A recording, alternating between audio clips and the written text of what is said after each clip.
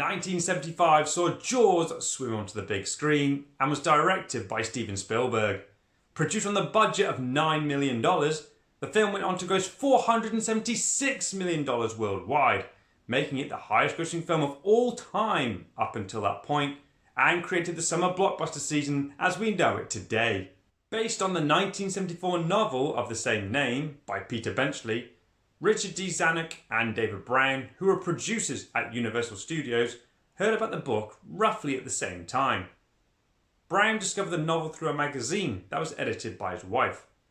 A small card given by the magazine's book editor gave a description and review, but concluded with the comment, "Might make a good movie." The producers read the novel overnight and met the next morning. The pair agreed it was the most exciting thing they'd ever read and wanted to produce a film version, although they were unsure how they would accomplish this. The film rights were purchased in 1973, before the novel was even published, for $175,000. Brown claimed if they'd ever read the book twice, they'd have never made the film. Had we read it twice, in my opinion, we never would have made Jaws. To direct the film, Zanuck and Brown considered veteran filmmaker John Sturges before offering the job to Dick Richards. However, Richards kept describing the shark as a whale, which really pissed off the producers, so he was dropped from the project. Steven Spielberg very much wanted the job and had just directed his first theatrical release, The Sugarland Express. At the end of his meeting with Zanuck and Brown, Spielberg noticed an unpublished copy of the novel and was immediately captivated. But before production had even begun, Spielberg got cold feet and was unsure if he wanted to direct. Thankfully, Brown convinced Spielberg to stick with the project and told him after Jaws, you can make all the films you want. The film was given a budget of $3.5 million and a shooting schedule of 55 days. Yeah, let's see how long that lasts for. Though Spielberg complied with a request from the producers to hire well-known actors, he wanted to avoid hiring any big stars.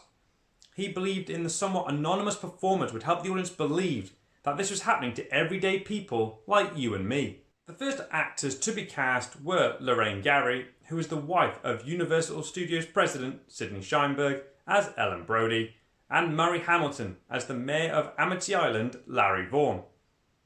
The role of Brody was first offered to Robert Duvall, but he was only interested in playing Quint. Charlton Heston then expressed desire for the role of Brody, but Spielberg believed he would bring his screen persona too grand for the part of a police chief in a small community. Can you imagine if they cast Charlton Heston? That shark wouldn't have stood a chance. Roy Scheider then became interested in the role after overhearing Spielberg at a party talking about having a shark jump onto a boat. 9 days before production was due to start, and the role of Hooper or Quint had still not been cast. The role of Quint was then offered to Lee Marvin and Sterling Hayden, who both declined. Zanuck and Brown just finished working with Robert Shaw on The Sting and suggested him to Spielberg. Shaw was reluctant to accept the part because he didn't like the book, but decided to accept at the urging of his wife and secretary. The last time the pair were that enthusiastic was from Russia with Love, and they turned out to be right. For the role of Hooper, Spielberg originally wanted Jon Voight, but it was Spielberg's close friend George Lucas who suggested Richard Dreyfuss, who he had just directed in American Graffiti. Dreyfuss originally turned the part down, but when he saw his performance in a film called The Apprentice of Dudley Kravitz, he was so disappointed he believed nobody would hire him again, so he decided to accept the role of Hooper. Principal photography began on May 2nd, 1974 in Martha's Vineyard, Massachusetts. The location was chosen as the production were looking for a middle, lower class vacation area where the appearance of a shark would destroy the tourist industry. Initially, the producers wanted to train a great white shark.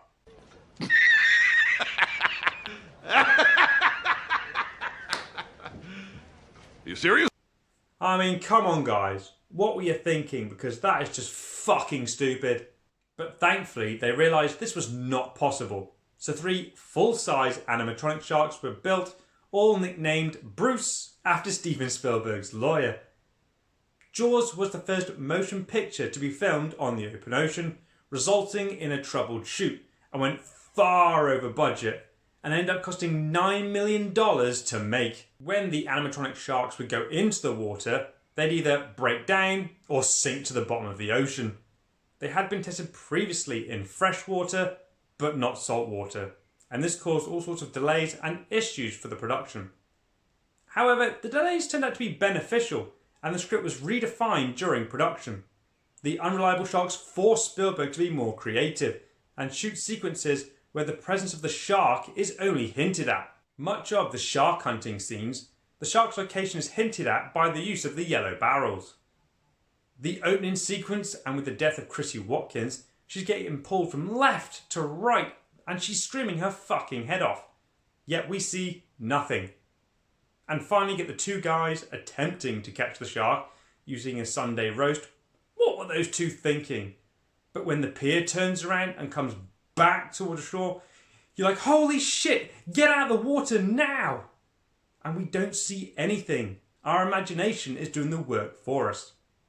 Bruce does not make his appearance until the 1 hour 21 minute mark, and he only gets 4 minutes of screen time. The film opened on a beach in the coastal town of Amity Island, where a young woman decides to go for a late night swim during a beach party, only to be attacked by an unseen force that drags her under the water. Her partial remains are discovered the next morning, and the coroner concludes that she was attacked by a shark.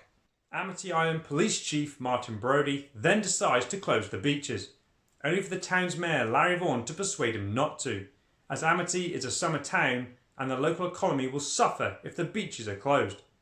The coroner then changes his mind and agrees with the mayor's theory that it was a boating accident that killed the young woman. Brody reluctantly agrees with their conclusion until a young boy is killed at the crowded beach. The boy's mother then puts a $3,000 bounty on the shark's head, causing a frenzy of amateur shark hunters. Quint, who is an eccentric local fisherman, offers his services for $10,000. Oceanographer Matt Hooper arrives on Amity Island and examines the remains of the young woman, confirming that she was a shark victim. A group of local fishermen then catch a tiger shark. A what? And the mayor declares the beach is open for the 4th of July weekend. A sceptical Hooper then decides to dissect the shark and finds no human remains. But when Brody and Hooper inform the mayor that a great white shark is the cause of all the deaths, he dismisses their concerns and refuses to close the beaches, allowing increased safety precautions only. But when the shark kills a man on the 4th of July, Brody hires Quint to kill the shark, and along with Hooper, the three head out to open ocean to hunt the creature down.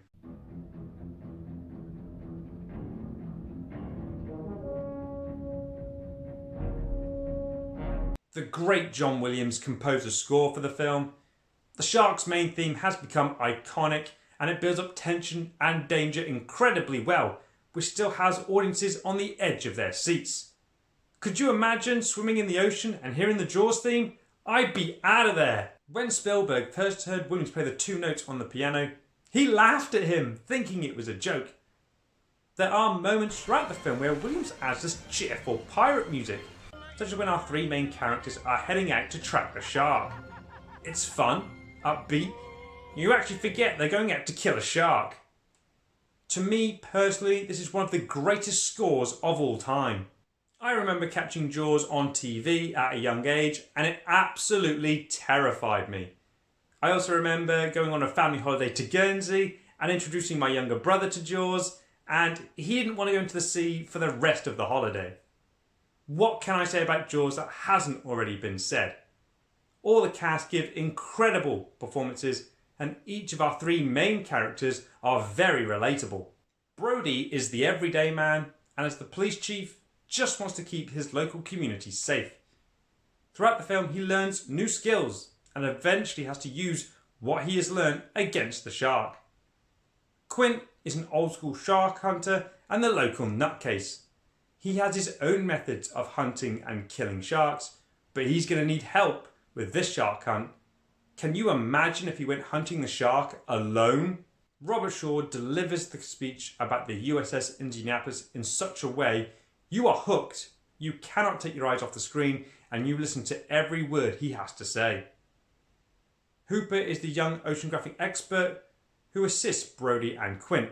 He brings new technology to kill the shark with, which causes friction between him and Quint.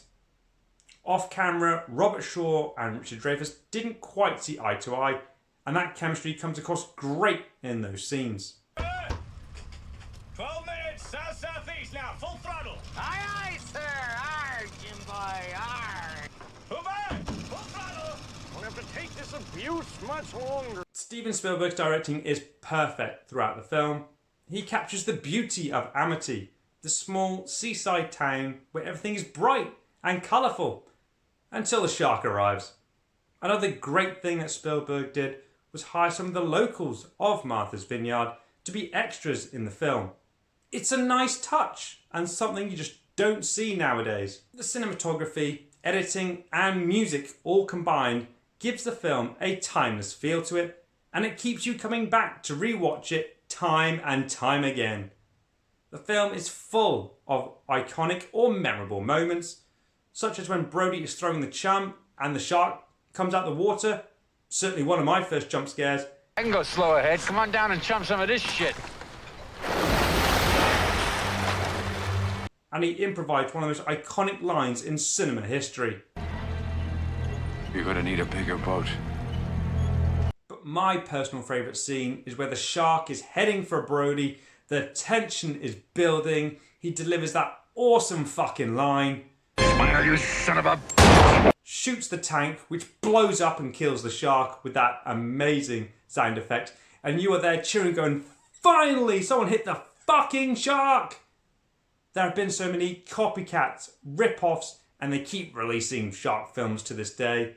But let's face it, none of them will ever top Jaws.